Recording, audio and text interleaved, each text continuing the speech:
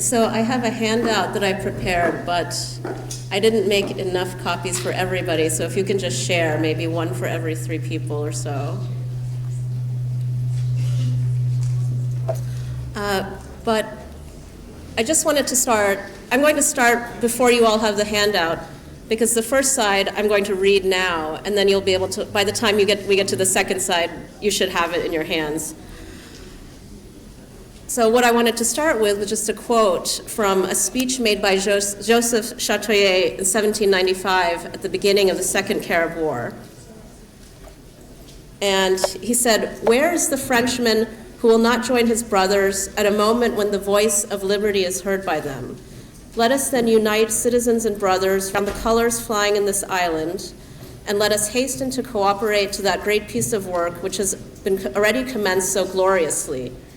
But should any timorous men still exist, should any Frenchmen be held back through fear, we do hereby declare to them, in the name of the law, that those who will not be assembled with us in the course of the day shall be deemed traitors to the country and treated as enemies. Okay. We do swear that both fire and sword shall be employed against them, that we are going to burn their estates, and that we will murder their wives and children in order to annihilate their race." So as revolutions consumed France and Haiti, the Carib leader Joseph Chatoyer made a stunning declaration. Commanding Frenchmen to hear the voice of liberty and to recognize the Caribs as citizens and brothers, Chatoyer launched a war against the British occupiers of St. Vincent on March 10, 1795. Britain formally gained control of St. Vincent in 1763 when France ceded its claim to the island at the conclusion of the 7 Years' War. In addition to having to accommodate the French settlers who had already established themselves on St. Vincent, however, the new British settlers also had to concern themselves with a 1,000-strong population of indigenous Carib inhabitants. The Caribs had lived on the island even longer than the French and could trace their ancestors in the region back to the pre-contact era. At the same time, the Caribs had proven remarkably flexible over the centuries and capable of adopting new techniques to impose imperial expansion. In the 1790s, as they heard of revolutionary conflicts around the Atlantic world, they picked up on the language of fraternity, equality, and liberty to convince the French settlers of St. Vincent to join them in overthrowing British rule. Although British commentators quickly translated Chatoyer's proclamation into English, I just read you the English translation that came out in 1795 by William Young, but the proclamation had actually originally circulated in French to appeal to its intended readers, the other French inhabitants of St. Vincent. Now, if you look at the other side of your handout, I have a copy of one of the original French proclamations. So not the side with the typing, but the other side with the image. That image is Chatoyer's declaration in French.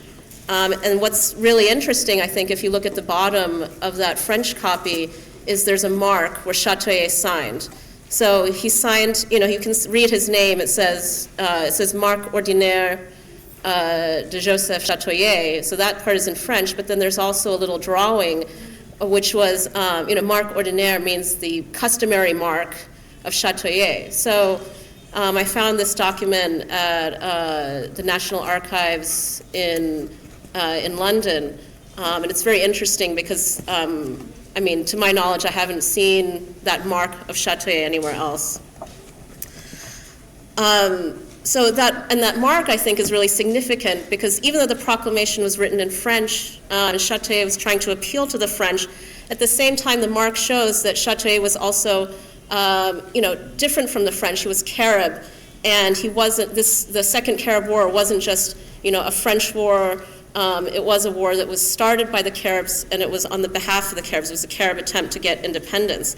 So what I believe is, according to Chatoyer, what he was saying in this declaration is that the Caribs would welcome French assistance in what he calls this great piece of work that he had already commenced so gloriously, but they would also continue to work alone if assistance did not come. Furthermore, as the proclamation reads, the Caribs would execute as traitors any French who did not choose to join them in their attack against the British. The Caribs may have been asking the French for an alliance, but they also were making clear that they depended on no one else.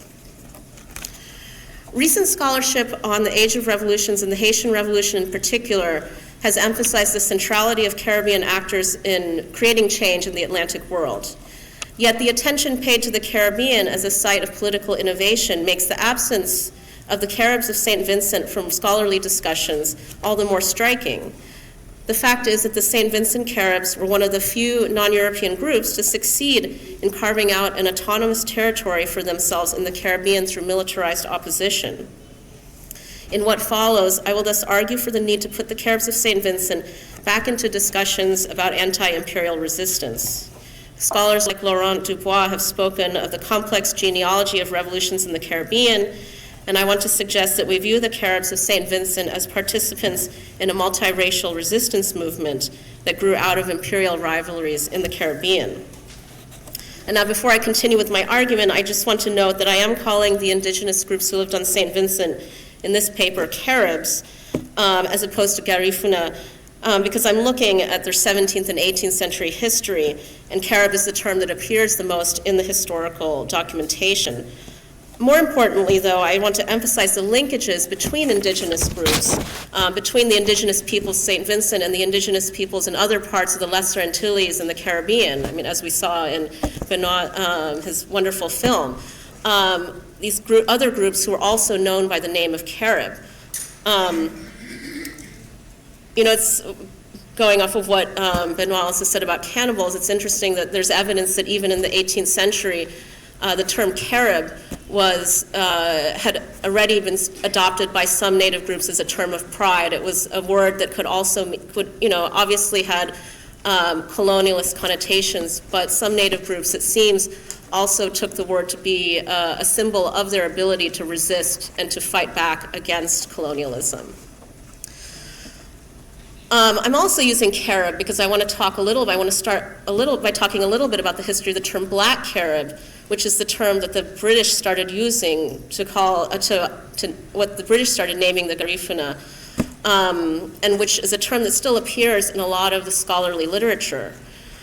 Now, on the other hand, though, many anthropologists have now recognized that the term Black Carib is very problematic. For one, it really doesn't appear in the historical documentation until the late 18th century, precisely when British efforts to colonize the island intensified.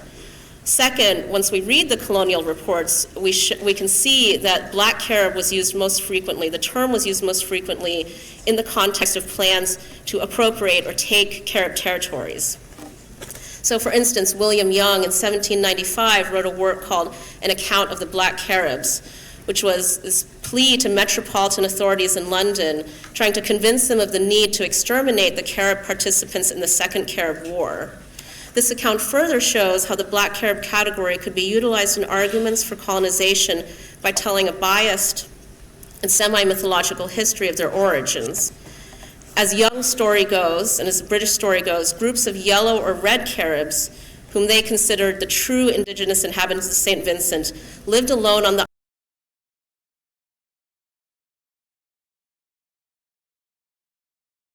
Vincent Carib's native identity. At the same time that the Black Carib label served British purposes, however, we also could read it as pointing to the new processes of ethnogenesis and interethnic alliance that began shaping the indigenous peoples of the Caribbean in the post-contact era. When the Spanish arrived in the Caribbean in the late 15th and early 16th centuries, they set off a chain reaction of political and social reorganization within the region, as native communities were decimated by Old World diseases and enslavement. Those who survived the initial responded by fleeing to the margins of Spanish control and regrouping as novel tribes and entities. The search for safe havens from European encroachers gave the Lesser Antilles a new geographic significance. Because it lacked the mineral deposits and concentrated native population centers of the mainland and such large islands as Puerto Rico, Hispaniola, and Cuba, it escaped Spanish attention for the most part and became the new homeland for a heterogeneous group of refugees that became known by the name of Carib. In the 17th century, a second displacement occurred as French and British groups began arriving to try and colonize the Lesser Antilles themselves. Engaging in bloody conflicts with the inhabitants of such islands as St. Kitts, St. Lucia, Martinique, and Guadeloupe, they drove the Caribs to retreat once again to the islands of Dominica and St. Vincent. The increasingly heavy reliance of the French and British on African slavery brought further changes to the state of the Caribs, who continued to shift in terms of ethnic composition as they responded to new types of imperial labor regimes. In particular, the Caribs began incorporating not only diverse Amerindian populations into their numbers, but also runaway Africans from neighboring islands. As the Jesuit missionary Jean-Baptiste Labat observed of St. Vincent in 1700, quote, "This island is the center of the Carib Republic. This island is also inhabited by a great number of fugitive Negroes, for the most part from Barbados, which being to windward of St. Vincent gives the runaways every possible facility for escaping from their masters' plantations in boats or on piperies or rafts."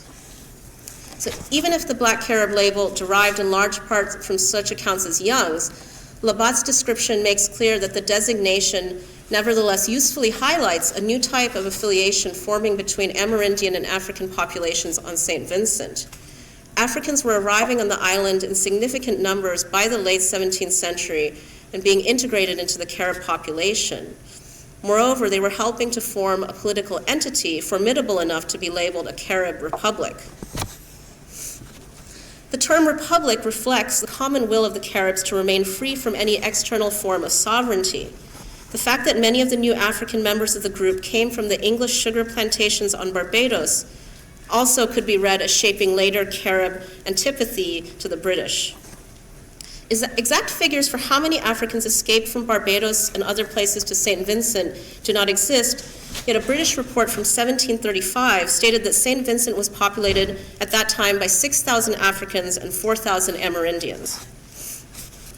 When the first British settlers arrived in the 1760s, they thus confronted an entrenched population of Caribs who had formed themselves in opposition to the sugar colonies surrounding them. The British also had to deal with the fact that the Caribs had already made strong alliances with the governments of neighboring French-controlled islands. Carib-French contact had begun in the 17th century when missionaries like Labat began traveling to the Lesser Antilles and when early forms of economic exchange based on a trade in subsistence provisions and other goods began to connect the Caribs to French settlers.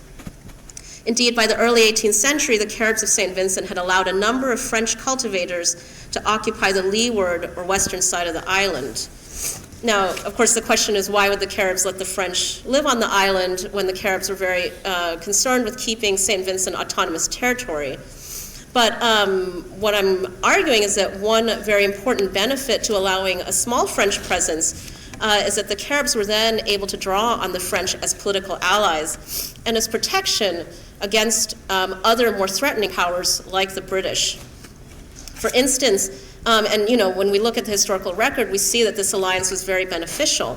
For instance, in 1748, the French insisted to the British that the Treaty of Aix-la-Chapelle recognized St. Vincent as neutral, indigenous-controlled ground. Then in 1768, when the settlement commissioners of the new British government informed the Caribs that they were now subject to the British Crown and attempted to negotiate with them for access to the island's windward side, the Caribs invoked their long-standing relationship with France. Appearing for the first time in the historical record, Chatoyer, this is 1768, not only refused the British his permission, but also declared, "Quel roi?" What king was this of Great Britain? They would listen to the governor of Martinique and no other. Long before 1768, the Caribs had formed a relationship with the various administrators of Martinique, and it seemed had even asked its governor in 1700 to help settle a dispute among themselves over territorial boundaries. They thus turned to Martinique not only in the 1760s to fend off initial British incursions, but also in 1778 when France declared war against Britain in the midst of the American Revolution. Picking up on the political advantage that could be gained from exploiting the British-French rivalry, the Caribs asked the French for military support to oust the British from St. Vincent. So French troops actually arrived in 1779, and the Caribs enjoyed 4 years of liberty from British sovereignty until 1783, when the American Revolution ended and France again ceded its claims to St. Vincent. So the British did end up returning after 1783, and this return sort of indicates the difficulties that the Caribs faced in the second half of the 18th century. Although they had managed to maintain a considerable degree of autonomy up until the late 18th century, they had also suffered from increasingly aggressive policies on the part of the British and the resultant limitations on their mobility and freedom.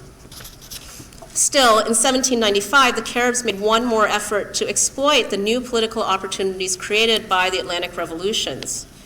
Rising up against the British to begin the Second Carib War, the Caribs burned sugar plantations and killed their masters, as well as any enslaved Africans who refused to join the Carib cause. At the same time, they recruited the assistance not only of the approximately 4,000 French settlers and enslaved French Africans still living on St. Vincent, but also of French military forces from Guadeloupe. As recently as 1794, Guadeloupe had been under British control. In 1794, however, the Jacobin leader, Victor Hugues, arrived with a Republican army on Guadeloupe to reclaim the island and bring emancipation to its slave population. In a remarkable Caribbean career, Hugues also turned Guadeloupe into a base for other attacks against British colonies in the region. Declaring the Caribs, quote, our friends and loyal allies, Hugues simultaneously helped to foment revolts on Grenada and St. Lucia. In particular, he sent a multiracial force of free gens de couleur, ex-slaves, and white Frenchmen to fight on St. Vincent alongside an already diverse force of Caribs, French settlers, and the ex-slaves of the French and the British. The fear that such a coalition evoked among British settlers is perhaps best expressed by the St. Vincent botanist Alexander Anderson, who named it a, quote, motley garrison in his unpublished history of the Second Carib War. He further stated, it was disgusting to a British soldier to go through the maneuvers of such a mixed gang which merited no better appellation than banditti. So this is Anderson's, it's obviously very racial rhetoric, but I just chose to quote this because I think it demonstrates how multiracial and how cross-cultural the Carib alliances were that were fighting against the British in 1795. I also quote this because it shows that the British really were afraid of losing the Second Carib War. In the time, in 1795, it wasn't a foregone conclusion who was going to win or lose. So even more horrifying to the British than anything about race, perhaps, was the possibility that the Caribs might actually win this war. Their desperation in the conflict's first few months, which brought significant Carib and French victories, is captured by James Seton, the governor of St. Vincent, who wished for reinforcements that would allow him, quote, not only to repel, but totally to exterminate the savage and merciless race of Caribs. So 1795 is when really a lot of the rhetoric gets much stronger in terms of trying to demonize the Caribs. Although reinforcements arrived, the Caribs and their allies proved adept at evading capture and used their knowledge of the environment to carry out ambushes and to survive. The Caribs were known among the British and the French for their agricultural skills, and military dispatches reveal that the Caribs maintained hidden provision grounds that furnished them with plantains, yams, and other staples. Indeed, the ultimate victory of the British derived in large part from their strategic decision to eliminate these provision grounds and thereby to starve the Caribs and their allies out of the woods. At the same time, it took them several years to bring the war to a definitive conclusion, as the Caribs proved willing to fight on to preserve even the smallest modicum of freedom. For instance, although the French military forces agreed to surrender in June 1796, well over a year after the war had begun, most Caribs refused to abide by the official articles of surrender and remained in the mountains, from which they continued to carry out attacks on British troops. In some ways, we can say that the refusal of the Caribs to give up was tragic, since the British campaign to destroy their provision grounds succeeded in reducing them, many of them, to the brink of starvation and death. As again the botanist Anderson observed, many of the Caribs presented a, quote, dreadful spectacle of misery and distress when they finally did surrender and come out of the woods.